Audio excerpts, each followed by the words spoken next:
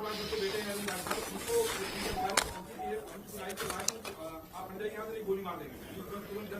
तो मैंने आपसे कहा कि ये लोकतंत्र का आखिरी चुनाव है।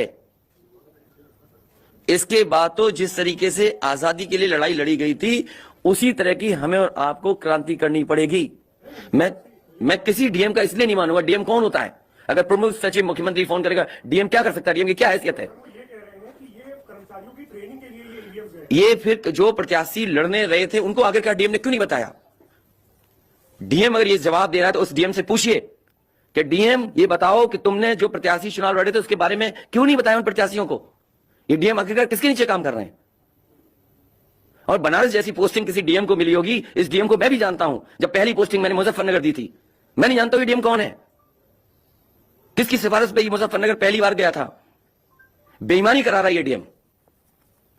और जवाब ये डीएम का कि ट्रेनिंग के लिए जा रहे हैं। तो आखिरकार पॉलिटिकल पार्टीज को क्यों नहीं जानकारी दी? क्या जवाब है उनके पास इसका? और जब बाकायदा गाइडलाइन लिखी हुई है यहां पर कि आप ईवीएम्स का मूवमेंट नहीं कर सकते, आप कैसे ईवीएम का मूवमेंट कर रहे हैं? आप पूछिए जो दिया बयान।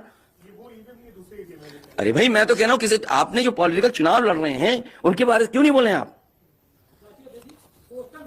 और आप भी डीएम की बात को मानते हो?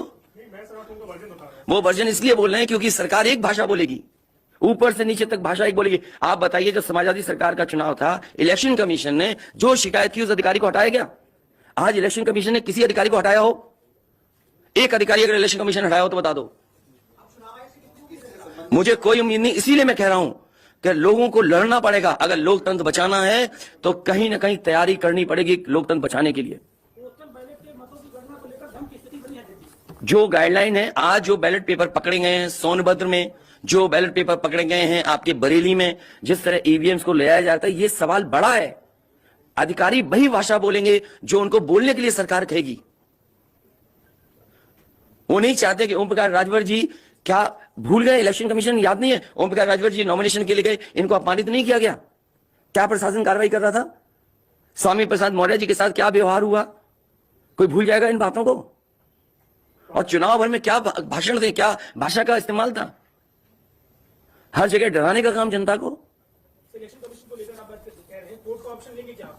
ये अलग बात है, कम से कम इलेक्शन कमीशन को ये देखना चाहिए, खुलेआम जनता देख रही है, आज के जमाने में लाइव है कि किस तरीके से ईवीएम्स को ले आया जा रहा था। चुनाव आयोग को सबसे पहले जिलाधिकारी बनारस पे कार्रवाई करनी चाहिए कि आखिरकार उसने किसी को कॉन्फिडेंस में क्यों नहीं लिया। अगर मशीनें जा रही थी तो प्रत्याशियों को क्यों नहीं बताया गया? पॉलिटिकल पार्टीज को क्यों नहीं जानकारी दी गई?